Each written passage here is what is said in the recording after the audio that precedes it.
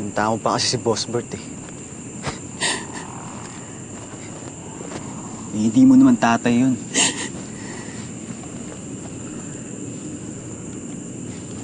Bakit? Mahirap mong paniwalaan yun?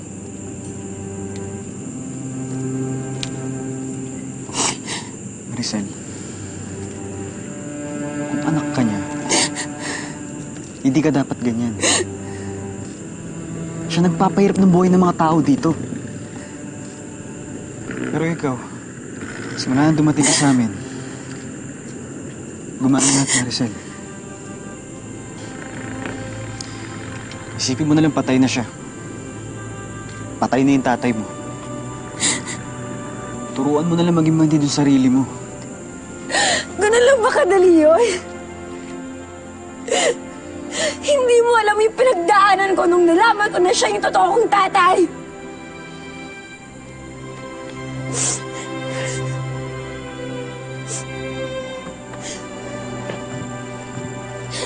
Oh, kunin mo. Ibato mo sa kawalan para mabas-bawasan yung nararamdaman mo. Sige na.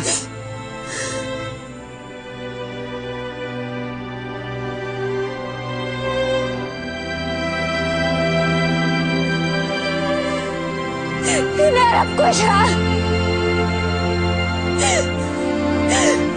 Sinuwi ko yung mama ko dahil sa kanya! Sa unang pagkakataon, nagkaaway kami ng mama ko dahil gusto ko siya makilala!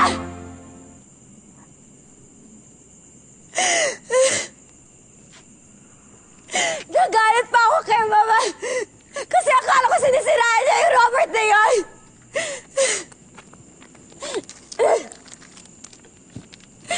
Yung pala tama si mama! Wala siyang modo, napakasama niya! Bakit ko siya naging tatay?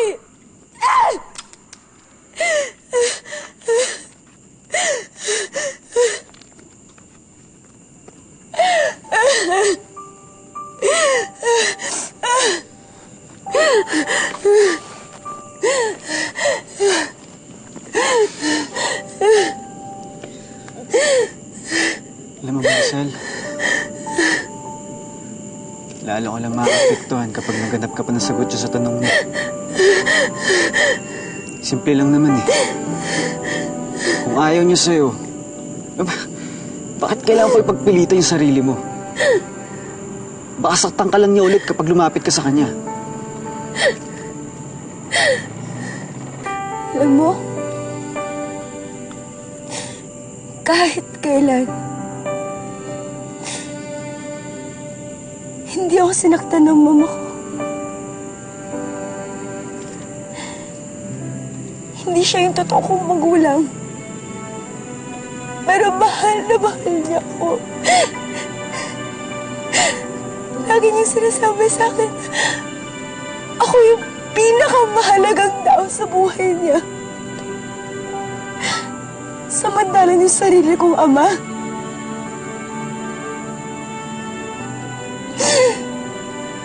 tinaboy niya ako na parang aso.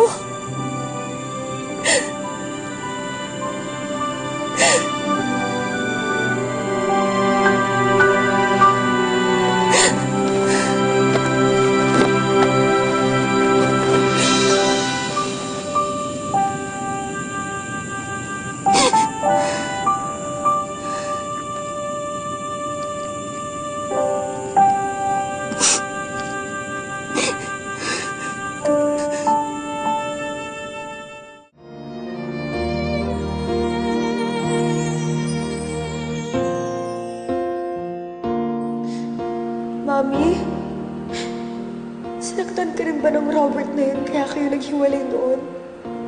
Kaya mas pinili mo na si Mama Gordon na lang ang kilalanin kong tatay? Ngayon naiintindihan ko na. Sana ihingi mo ako ng sorry kay Mama dahil nasaktan ko rin siya. Pakibulong naman sa kanya na siya pa rin ang nag-iisang mama at tatay ko. Wala nang iba.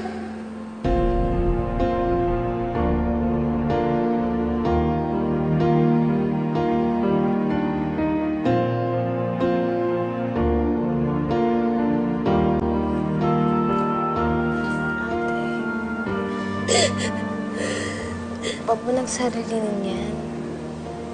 Alam naman namin lahat yung nararamdaman mo eh.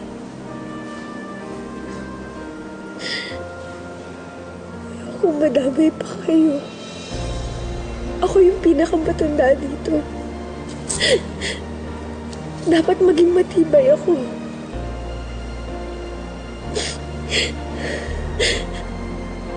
Ibubuhos ko lahat ngayon to, Pinoy. Isang gabi lang. Pagkatapos nito, dapat okay na ako.